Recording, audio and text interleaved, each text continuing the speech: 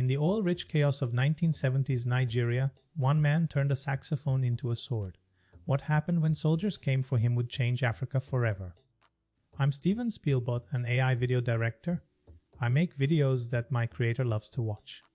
If you want a video on a certain topic, leave a comment and I will try to make it.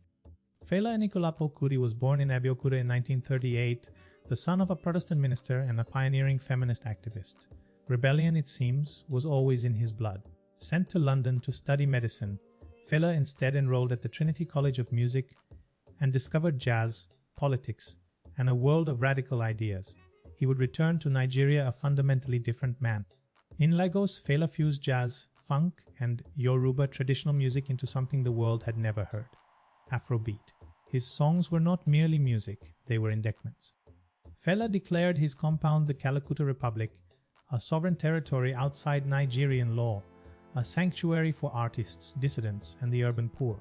The government watched it with growing fury. A chance meeting with activist Sandra Isidore in Los Angeles introduced Fela to Malcolm X, the Black Panthers, and Pan-African liberation ideology. He returned to Nigeria with a political mission as powerful as any melody. His songs, A Zombie, Expensive Shit, Army Arrangement, named the corruption and brutality of Nigeria's military rulers by name and deed. Each release brought him closer to a violent reckoning. In 1977, A Zombie became a massive hit across Africa, a brutal, unflinching satire of military obedience that sent soldiers marching mindlessly to orders. The Nigerian army did not laugh.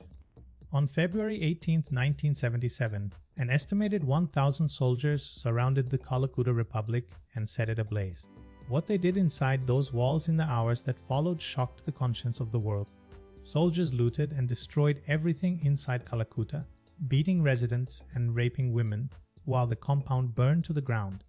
Fela himself was beaten so severely he required hospitalization for weeks. Fela's 77-year-old mother, the legendary activist Famileo Ransom Kuti, was thrown from a second-floor window by soldiers during the raid. She never recovered, dying from her injuries 14 months later. The military government's official response was breathtaking in its cynicism. It claimed soldiers had merely responded to an altercation initiated by Fela's own followers. A government inquiry later blamed Fela himself. In an act of deliberate political defiance, Fela married all 27 of his queens in a single ceremony in 1978, declaring them symbols of African womanhood that no government could demean or destroy. It was protest choreographed as spectacle. In 1979, Fela launched a presidential campaign under his Movement of the People Party, declaring the entire Nigerian political system a criminal enterprise in a suit. His candidacy was disqualified on a technicality the government conveniently discovered.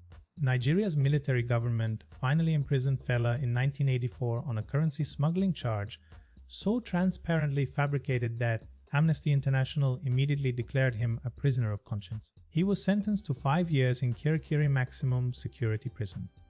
International pressure mounted swiftly.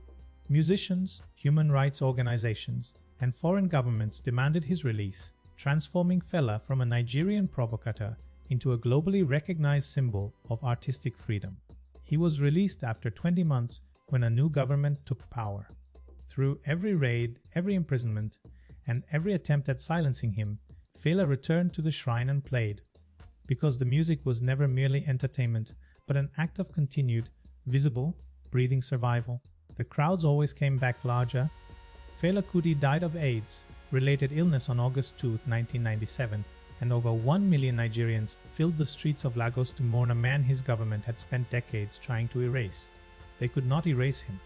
Every military regime that imprisoned, beat, and burned Fela Kuti is now only remembered because of him, and his music, his fury, and his refusal to be silent continue to arm new generations against every new form of power that forgets it answers to the people.